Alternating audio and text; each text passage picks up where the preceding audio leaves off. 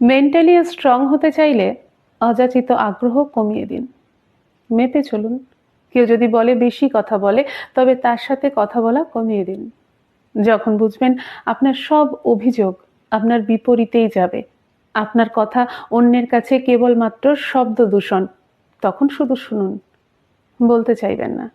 কথা বলতে চাওয়া, দেখা করতে চাওয়ার যে তেষ্টা, তা একবার পার করে ফেললেই জীবনটা অনেক অন্যরকম হয়ে যায়। ভয়ঙ্কর কথা বলার ইচ্ছারা গলাকে আঁকড়ে ধরে না। একসাথে পথ চলার ইচ্ছের দায় যে আপনার একার নয়, এটা বুঝে গেলেই ঘ্যানঘেনে ভাবটা আপনার চলে যাবে। তাকে ভালোবাসি কিন্তু একসাথে যাপন চাই না। কারো প্রতি এই রকম ভাবে আগ্রহ চলে যাবার মতো কঠিন আর কিছু নেই। আগ্রহ চলে গেলেই হয়েই গেল। এমন একটা ভাব নিয়ে দিব্যি ঘুরে বেড়ানো যায়।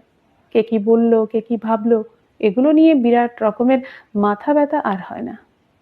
মনে হয় যে যেটা জানে জানুক না, সমস্যা নেই। কেউ আমার লাইফটা লিড করছে না। অন্যের কাছে গুড ভাইবস বজায় রাখার জন্য মানুষ অনেক কিছু হারিয়ে ফেলে। এমনকি গুড ভাইবস বজায় রাখতে রাখতে অনেকে মাঝ বয়সে এসে জীবন অবধি হারিয়ে ফেলে। আর যারা জীবন হারায়নি, তারা নিজেকে গুছিয়ে নেবার অদম্য প্রয়াস করতে করতে হাঁপিয়ে গিয়েও হাল ছাড়ে না।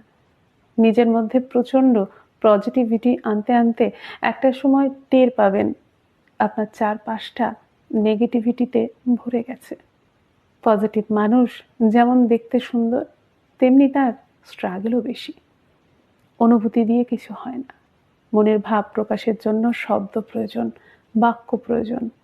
ছোটবেলার পড়া এই সহজ ব্যাকরণটা একেবারে আয়ত্ত করে নিন। ঝগড়াঝাটির স্কিলটা নিজে থেকেই কমিয়ে দিন। শব্দ বাক্যের ঘনঘটা কমে আসলে মন খারাপগুলো থিতিয়ে যায়। নিজের কাছে পরাজিত হয়ে আবার উঠে দাঁড়াতে পারলে দেখবেন এই উঠে দাঁড়ানোটা ভয়ঙ্কর শক্ত।